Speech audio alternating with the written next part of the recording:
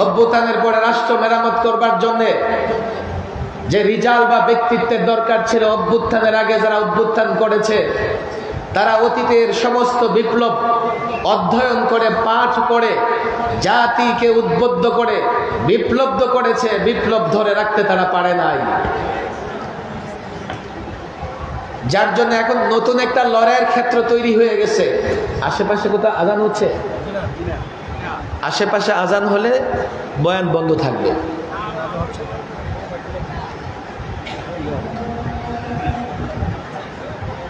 হ্যাঁ, আমি কথাগুলো এখন আসতেই বলবো, বাইরের মাইক বন্ধ করার দরকার নাই। আমি কোরআনুল কারীমের একটা আয়াত তেলাওয়াত করেছি শুরুতে। আমি আলেম, আমি মাদারেসা কওমিয়ার উপরের জমাতের ছাত্র, আমি চিন্তাশীল যুবক, স্কুল কলেজের চিন্তাশীল যুবক, যারা চিন্তা করে, যারা ভাবে। আমি তাদের কাছে বিনীত অনুরোধ করব, আমি যে কথাটা বলে আলোচনা শুরু করেছিলাম, এখন একটা নতুন লড়াই চলছে।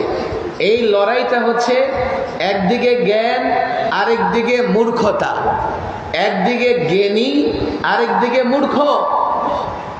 একদিকে ইলম, আরেকদিকে জাহালত। এই লড়াইয়ে কে কোন দিকে আছে আমি বলবো না। হতে পারে যেদিকে ইলম সেদিকে মাত্র সামান্য কিছু মানুষ আছে, হতে পারে যেদিকে জাহালত সেদিকে কোন কোন ইসলামী দলও আছে।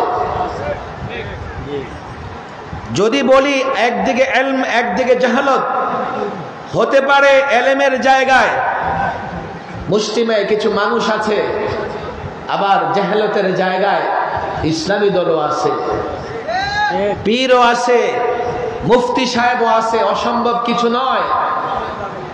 এই জন্য আমার কথাগুলো না বুঝলে আপনারা নিজেরাই আমার বিরুদ্ধে আপত্তি জানাবেন যে কি বলে গেল।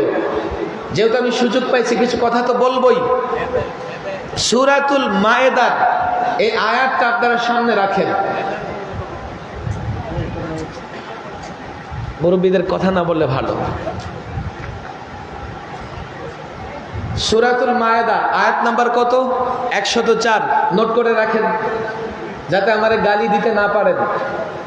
সূরাতুল মায়েদার 104 নম্বর আয়াতে আল্লাহ তাবারক ওয়া তাআলা কি বলেছেন?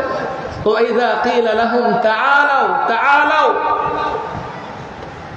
যখন তাদেরকে বলা হতো, কুরাইশ মুশরিক কাফেরদের, আসো, তাআলাউ, আসো আসো, ইলা মা আনজালাল্লাহ, আল্লাহ যা অবতীর্ণ করেছেন সেদিকে আসো।